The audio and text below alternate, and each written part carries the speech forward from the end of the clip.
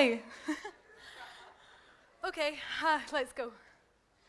No, that's the right slide. Okay, so I'm going to talk about the experience of lunch. And basically, there's two ways that you can experience lunch. One way is the kind of fast food canteen style, where you wait to be served to get your food, and the other is formal. Anyway, there's this whole middle ground where it's fancy food served really fast, and Fallon and Burn is an example of this, and there's loads of examples of this. But because there's no defined rules in this like middle ground of lunch, so I go to Fallon and Burn quite a lot at lunchtime, and the food's really good, but I go at the point of stress between about 12 and 2 in the afternoon, and it's crazy in there, and you know, it drives me mad. So when you go into the shop, after you bypass all the fancy people looking at the fancy groceries in the shelves, you manage to get down to the back to the deli counter, yeah, you arrive at this big long queue. And trying to get served in Fallon and Burn's queue sometime is a bit like trying to get served at the bar. You can see the girl at the back there, the pretty girl's getting served before the more average-looking girl at the front there. You know, this can cause a lot of queue rage and whatnot. Also, the sandwich board, well, you know, it's kind of like getting your eyes tested. It's so hard to read. The writing is so small and close together.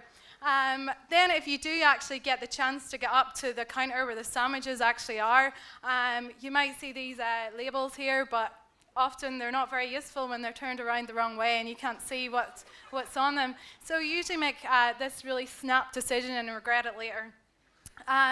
So then comes the worst part in the whole Fallon and Burn experience, and that is the nervous wait. The staff members don't seem to have any method of correlating who ordered what. So if you ever want a free sandwich in Dublin, I'd suggest hanging out around here. So the problem with Fallon and Burn is there's anxiety the whole way through. What are you going to order, and is it somebody going to steal your lunch? Also, there's a lack of information, or at least you can't see the information. Overall, it's a messy flow. So while they have really good food, the staff are really friendly and knowledgeable, the overall experience is pretty poor. And mostly it's down to the queue. So I started looking at queue theory, which is based on Kendall's notation, and my slides are really messed up. Anyway, yeah, basically he works out the length of time you spent in a queue based on like the number of servers and the size of job.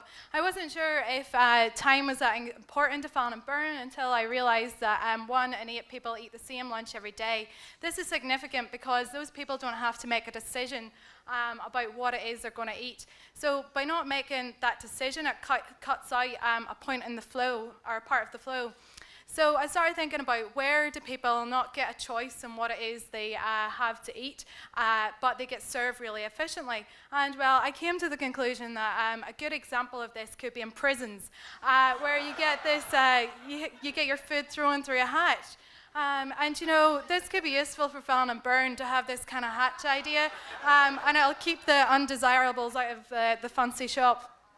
So what about the more emotional side of queuing? So Don Norman wrote a paper on the psychology of queues, and one of the 8 principles that he came up with that stood out to me was to keep people occupied while in queues.